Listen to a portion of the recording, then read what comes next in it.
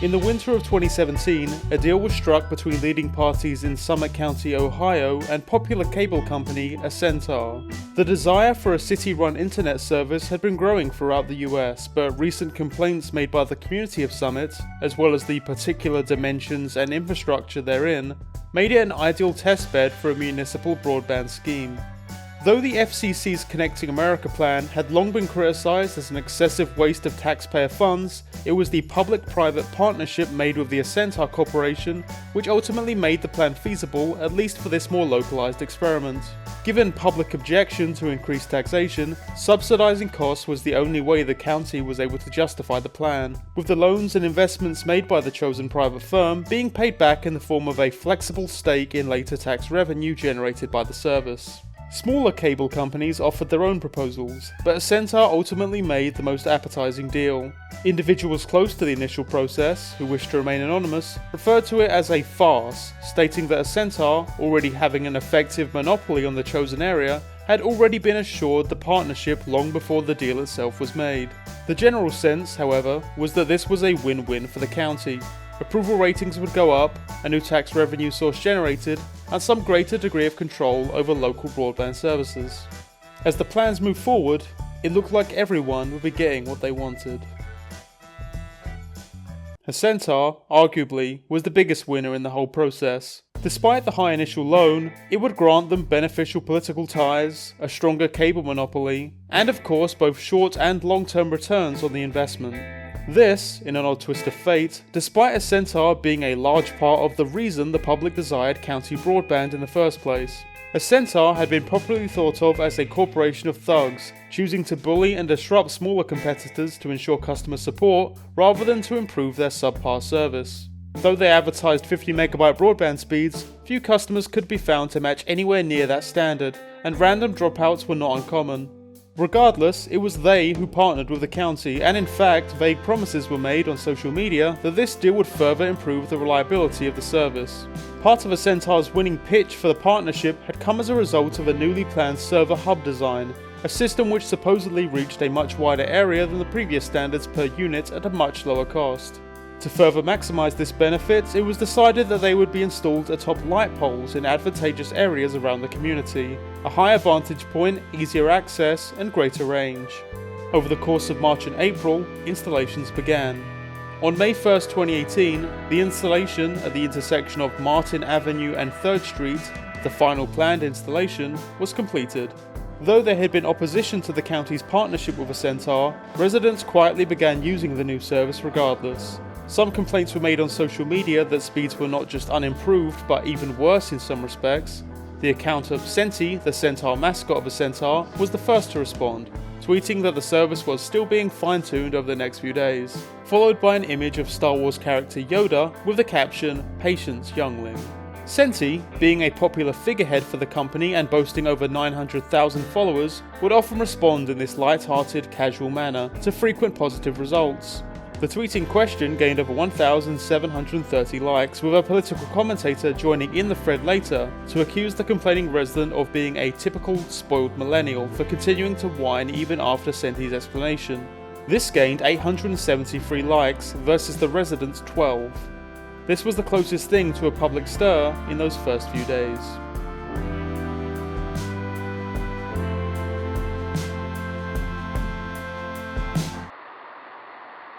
On May 5th, between the hours of 6 and 7 PM, the server started buzzing. It was a sharp, sudden, electronic noise, a high-pitched tone which rang somewhat like what would be expected from dying frequencies in the ear following a loud noise. For the purposes of clarity, we will play the noise as it was recorded now. Viewers are advised that they are under no obligation to listen to the noise, and can skip ahead 10 seconds if they desire. Noise will begin now.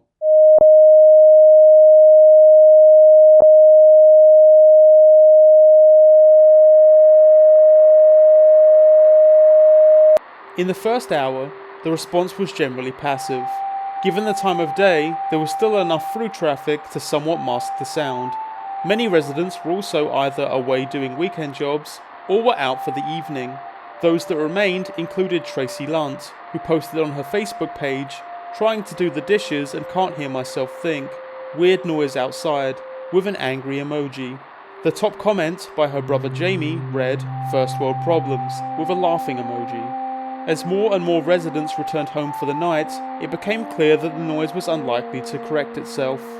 76-year-old Houston Granger had called the Centaur's helpline at 7:15 p.m. to complain about the noise, with a response from customer services that they would look into the matter and respond shortly. The representative finished the call with the suggestion that the noise would probably go away in the next few minutes. At 10 p.m, the noise remained. At midnight, the noise remained, still with no response from a Centaur, with Senti the Centaur mysteriously ignoring any social media prompts from neighbourhood residents. Senti's last tweet, at 8 that night, showed him laying on a beach while on his laptop, with the caption, "Sun, sea, and most importantly, chill." Meanwhile, over 500 residents were within earshot of the noise, with growing complaints to the company. Things, unfortunately, were about to get much worse.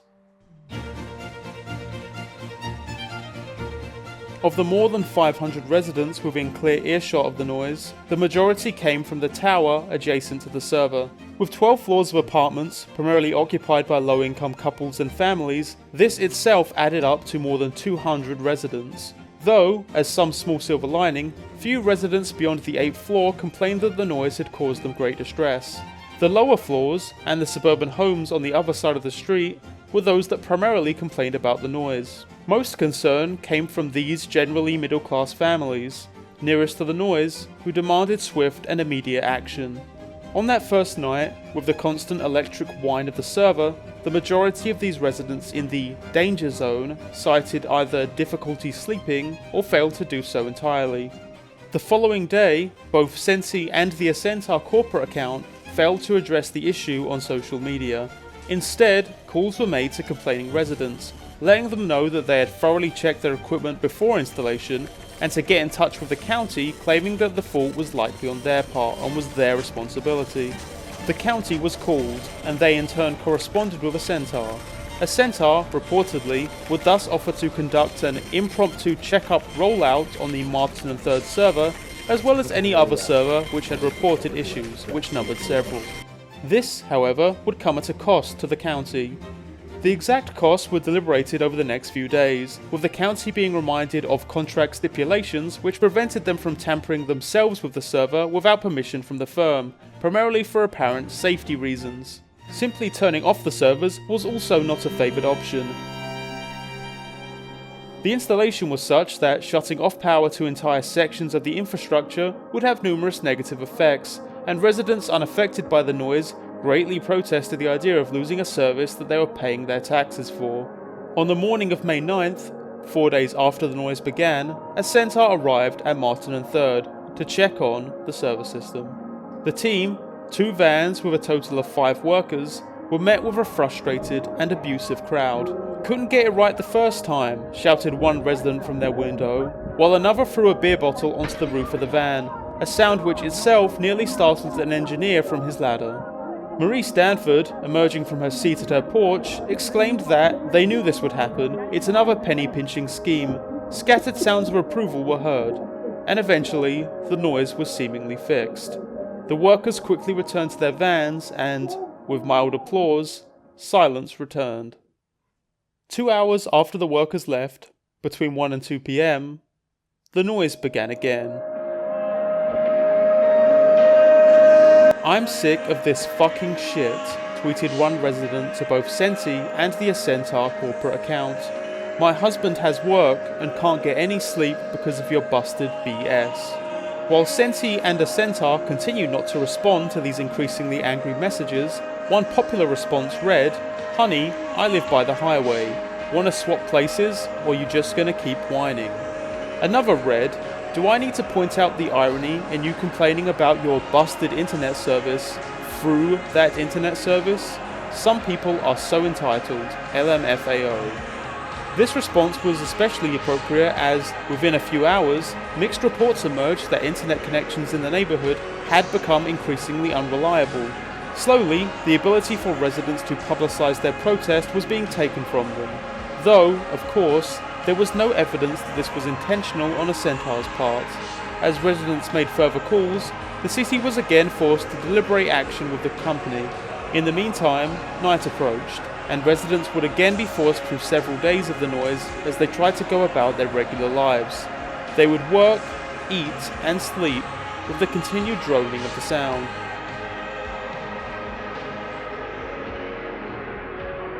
Much has been written about the medical and psychological effects of noise. Indeed, sound has been seen as a viable method for torturing suspects of terrorism by the US government for many years. This is usually done with the use of constantly looping musical tracks, played at a high volume on a constant basis, until the suspect cracks. Barney the Dinosaur's I Love You song may seem innocuous enough, but perhaps less so when played endlessly at levels exceeding 79 decibels. And this works, for good reason. Hearing loss, sustained high levels of stress, cardiovascular strain including hypertension, even stunted development for children born and raised in noisy environments. Myriad negative health effects have been found from high noise spaces, and as the days went on in Summit County, many would seem to appear. Residents reported insomnia, irritability, a tendency to erupt into emotional outbursts increasingly quickly. On May 11th, just 2 days after the failed repair work, county police were called after a domestic disturbance on the suburban side of the street, which ultimately turned out to be a bloody fistfight that had occurred between a husband and wife after a disagreement over dinner. Ray Brown had declared it unfair that, given how much they had paid for the house, it was they who had to suffer the brunt of the noise, and not the upper floors of the cheaper nearby apartments.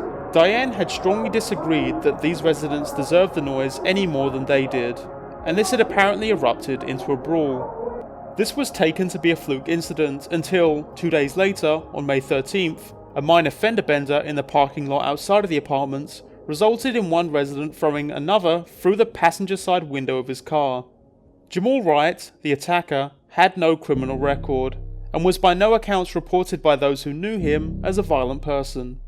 Following this, a resident made a final plea to a centaur over social media.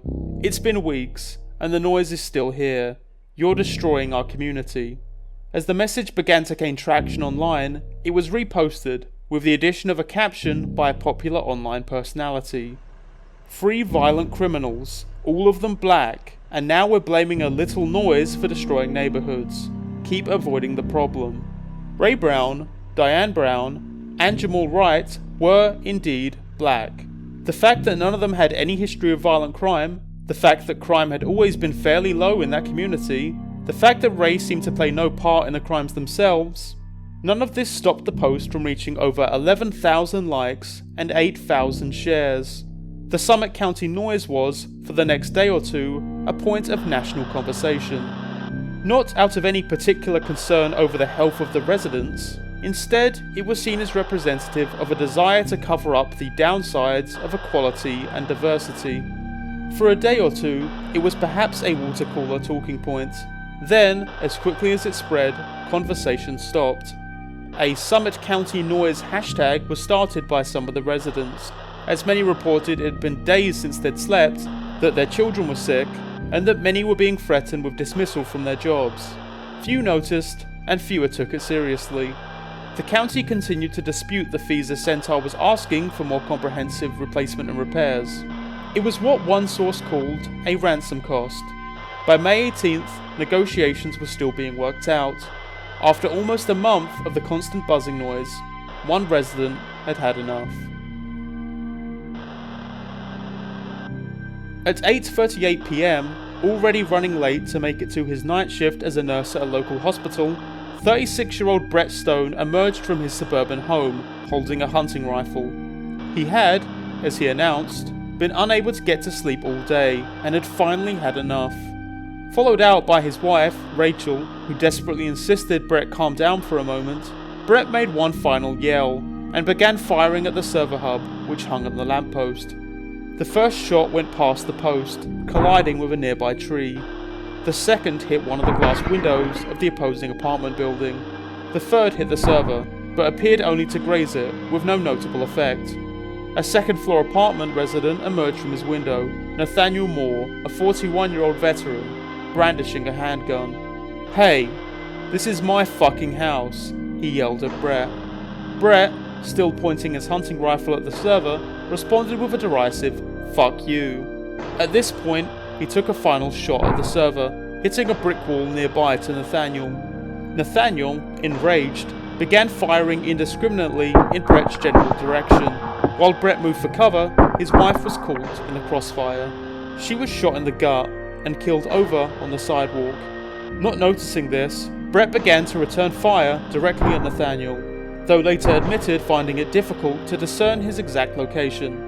Unbeknownst to him, a group of teenagers had been standing close by during the initial confrontation, likely intrigued by the drama of the situation.